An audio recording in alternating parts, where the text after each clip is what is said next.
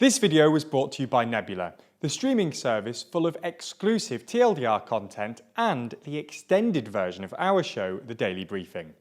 Sign up by clicking the link below. On Sunday, the 12th of June, the French people will go to the polls to vote in the first round of the French legislative elections, as each of the 577 constituencies in France elect their local member of parliament to represent them in the Assemblée Nationale. These elections are not to be confused with the presidential election that happened in April, when incumbent Emmanuel Macron was re-elected for a second term. These legislative elections instead decide the composition of the French legislature, and therefore who has the legislative power in Parliament. This time around, it looks very possible that Macron and his party, En Marche, might be able to get a parliamentary plurality, leading to a political situation known in France as cohabitation. So, in this video, we're going to do a quick primer on the upcoming election. So, first things first, how do the elections work? Well, French legislative elections operate in two rounds. In the first round, candidates from each party can win their constituency if they win more than 50% of all votes. In the 2017 legislative elections, only 4 seats were won this way. If no candidate reaches the 50% mark, all candidates with 12.5% or more of all votes reach the second round, where there is a simple first-past-the-post system to elect the constituency's representative. This means that, unlike in the presidential elections where only 2 candidates can reach the second round runoff election, 3 candidates can reach the second round, in what is known as a triangular, or even 4 in what's known as a quadrangular. In theory, obviously, as many as 8 candidates could get through to the second round, but it's rare that more than 3 ever get through. In fact, it's rare that even 2 get through.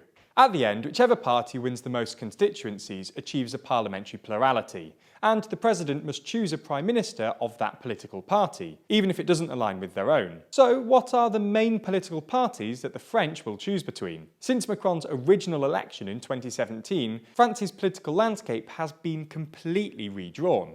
There are now 3 massive blocs in French politics, which are the left, presided by Jean-Luc Mélenchon, previously leader of the La France Insoumise, the centre-right, led by Emmanuel Macron and Les Républicains En Marche, and the far-right, led by Marine Le Pen. Perhaps the biggest news election-wise is the new long-awaited coalition party, NUPES, or the new popular ecological and social union between the 4 main left-wing parties. The explicit goal of the union is to prevent the left-wing vote being split, as happened back in 2017, and to beat Macron's LREM in the upcoming legislative elections, in what Mélenchon has repeatedly described as a third round of the presidential election. The right, on the other hand, is pretty much as split as it could be, with right-of-centre voters choosing between Macron's brand of centre-right politics and the far right, spearheaded by Le Pen and a new, even more extreme candidate named Éric Zemmour. As for the traditional right-wing party, Les Républicains, their candidate, Valérie Pécresse,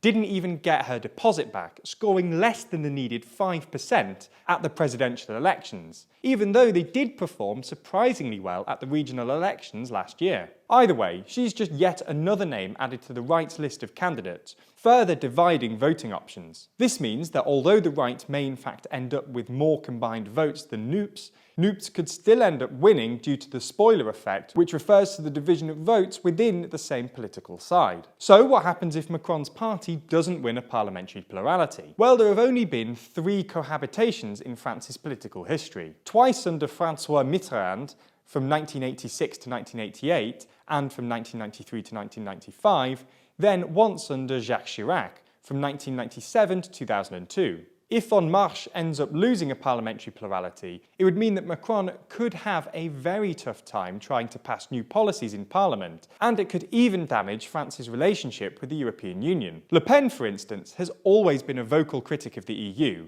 at one point even supporting the so-called Frexit, although we should say that she now instead favours reforming the EU from within. She also champions her programme of Préférence Nationale, which essentially gives French citizens priority over foreigners, including Europeans, for housing and jobs. This would be a violation of the French constitution as well as European law, which both ensure equality under the law of all citizens without distinction of origin, race or religion. But as Prime Minister, she could technically pass such a programme if she can wangle a plurality in Parliament. Mélenchon also has qualms with the European Union, and the EU would certainly struggle with him. Generally, in times of cohabitation, the president is left to deal with foreign policy as he pleases, but domestic policies are handled by the government. This means that if Macron doesn't win, matters such as education, health, the economy, culture, labour and justice would be decided by whoever has a plurality in Parliament, meaning that Le Pen's Préférence Nationale programme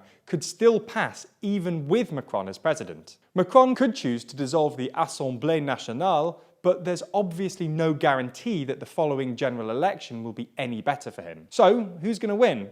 Well, at the time of writing, on Tuesday the 7th of June, all overseas territories, including the UK, have already voted, and the polls so far give NUPES a slim plurality, 31% to En Marche's 27%. But Macron is still projected to win a parliamentary plurality via victories in the second round. According to Politico's poll of polls, LREM are on track to win somewhere between 275 and 318 seats, while NUPES are looking at somewhere between 158 and 196, with the remaining seats split between the various right-wing parties. Interestingly, despite a poor showing in the presidential election, polling suggests Les Républicains are on track to do better than Le Pen's National Rally. That being said, anything could still happen with the votes 6 days from now. In April, right after the election, Macron might have thought himself invincible, with a plurality representing a worst-case scenario for him. But his poll lead has been narrowing since then, and the consolidation of the left-wing parties represents a major challenge. Mélenchon has also claimed that Macron is, quote, terrified of losing parliamentary plurality and has no idea what to do to preserve his current 266-seat plurality. Ultimately, only time will tell, so tune into the Daily Briefing on Monday to find out. That's the show where we run down the biggest stories each day to keep you in the loop in just minutes. You can subscribe to the YouTube channel by clicking the link below, but if you sign up to Nebula, you'll get an extended version of the show every day. That's a triple-length briefing each weekday. As you likely know, Nebula is the streaming service we've created with our creator friends, including all of these awesome people. If you sign up, you can get the extended daily briefing, plus tons of other exclusive full-length TLDR videos, including our team's attempts at the British citizenship test, and a tour of our office, as well as all of our videos ad-free. If you're interested and do want to sign up, then you'll want to use the link below and get the Nebula Curiosity Stream bundle. Here's how it works. If you sign up to Curiosity Stream, home to the best documentaries online, then you'll get Nebula included absolutely free. That means it's less than $15 a year for both services. Curiosity Stream for the highest quality documentaries, and Nebula for bonus TLDR. Doing so really supports the channel, so thanks for your help.